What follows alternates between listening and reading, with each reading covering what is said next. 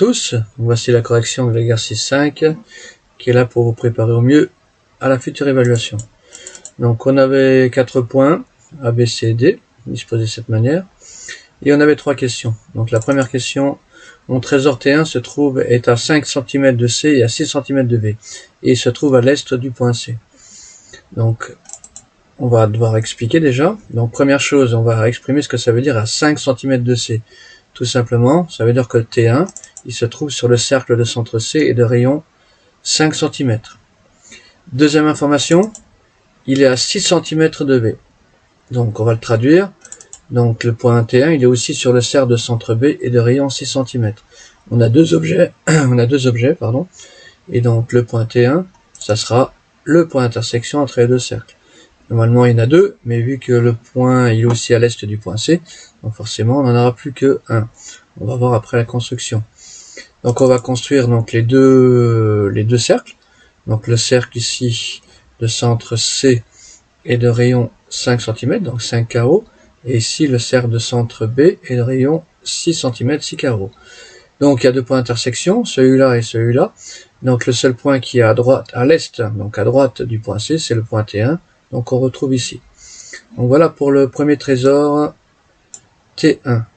On va passer à la deuxième question. Donc, mon trésor T2 se trouve à moins de 5 cm de C et à moins de 6 cm de B. Cette fois-ci, il y a l'information moins 2.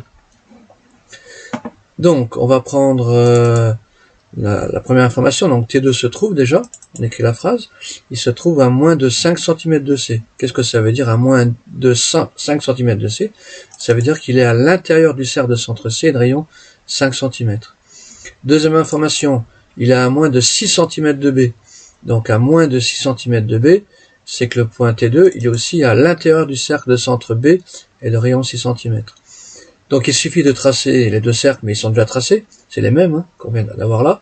Donc il faut qu'on ait une zone qui soit à la fois à l'intérieur du cercle moyen et à l'intérieur du grand cercle ici.